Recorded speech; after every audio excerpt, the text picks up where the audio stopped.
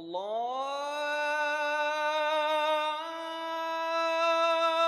Akbar, Allahu Akbar, Allahu Akbar, Allahu Akbar. It is well known that the most famous Islamic monument of the world, the Taj Mahal, is in India. What is not equally well known is that the second oldest mosque in the world is also in India, in Kerala. In fact, India has a vast and rich architectural heritage of Islam, from Kerala in the south till Kashmir in the north, from Tripura in the east till Gujarat in the west. With the advent of Islam, Arab traders became the carriers of the new faith. Behind me here, you see the first mosque which was made in India. It was made in Kodungallur by Raja Cheruman Perumal. It was made in 629 AD, within the lifetime of the Prophet. Kayalpatnam is an ancient town on the mouth of the Tamiraperani River. It is about 1 kilometer from its mouth. The Kodalkarai Mosque was built here by Arab traders as early as Hijri 12 or 633 AD.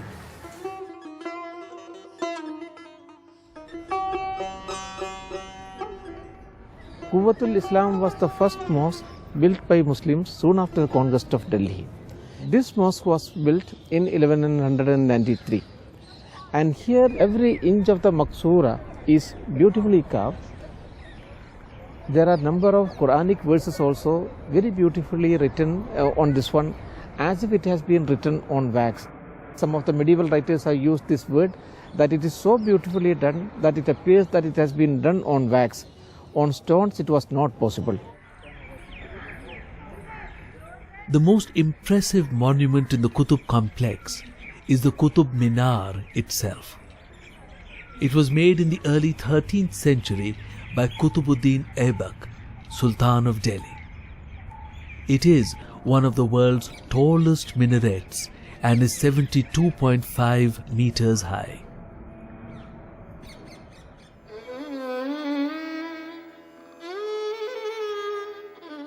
In the meantime, Islamic influences continued to grow further south in the Deccan.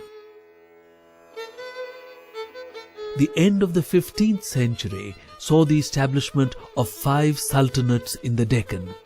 These were Ahmednagar, Bijapur, Golconda, Bidar and Berar. The Sultan of Bijapur was a descendant of the Ottoman dynasty of Istanbul. The Sultan of Golconda was a Turkman prince who had taken refuge in India. The sultans were followers of the Shia sect of Islam and were close allies of the Safavid rulers of Iran.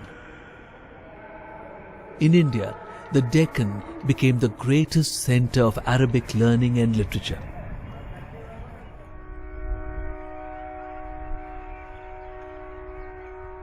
The Gol Gumbaz in Bijapur is the tomb of Sultan Muhammad Adil Shah, the successor of Sultan Ibrahim Adil Shah II.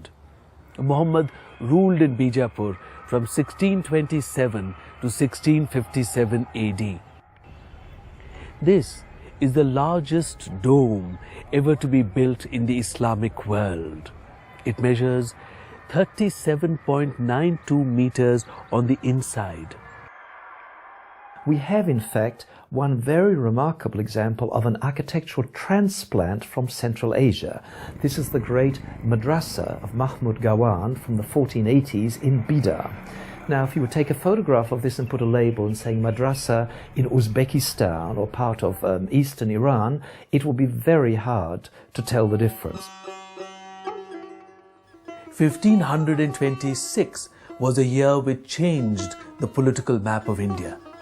It was the year of the advent of Babur, who founded the great Mughal dynasty. The dynasty founded by Babur became one of the greatest the world had seen. They ruled a vast empire whose fame spread throughout the world. Humayun's tomb, which might be considered the first great imperial masterpiece of the new dynasty, sponsored by the 20-year-old Akbar in memory of his father, is very much related to the previous architecture of Delhi. Then we look at the design of the tomb itself, with these earlier systems, which were already well entrenched in India, like the little domed chhatris, the different coloured stonework, and we place all of those around a central dome, which is in white marble, an Indian material, not a Middle Eastern material, but the dome is bulbous. It has this sort of shape, and it's a double dome. And it's something which was brought into India from the Timurid tradition of Uzbekistan.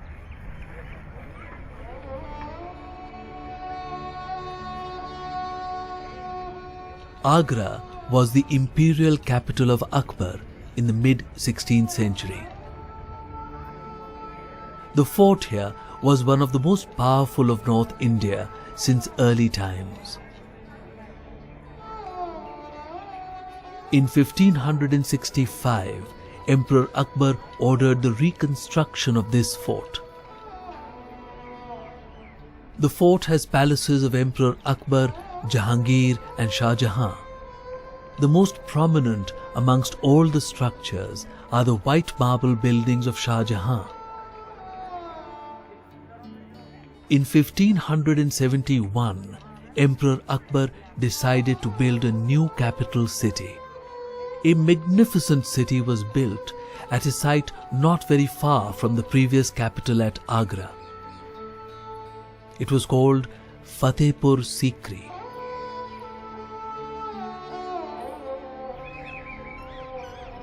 Fatehpur Sikri is one of the best ordered and symmetrically laid out cities of the entire medieval world. The world's best known tomb stands testimony to a timeless love story. The Taj Mahal was built in 1648 by the Mughal Emperor Shah Jahan in memory of his beloved wife Arjumand Banu Begum, known to the world as Mumtaz Mahal. The construction of the Taj Mahal was a stupendous engineering feat.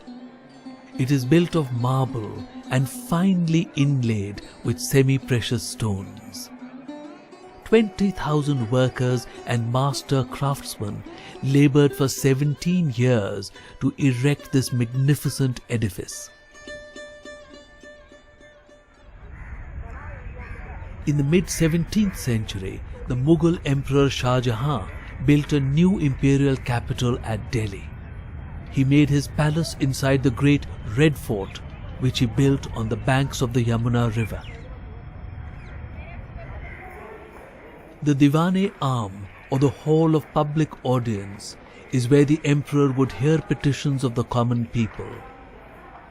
The Diwan-e Khas is the Hall of Private Audience. These structures are among the glories of the Red Fort.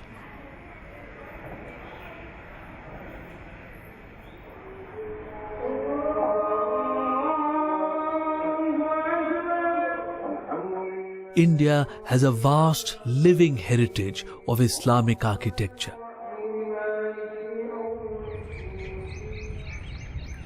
These monuments are a great treasure of India's culture, and many of them are recognized as World Heritage Monuments.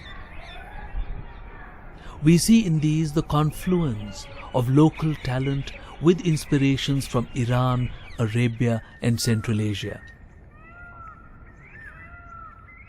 These mosques, tombs, madrasas, palaces and fortresses are a beautiful and unique treasure of the heritage of Islamic architecture.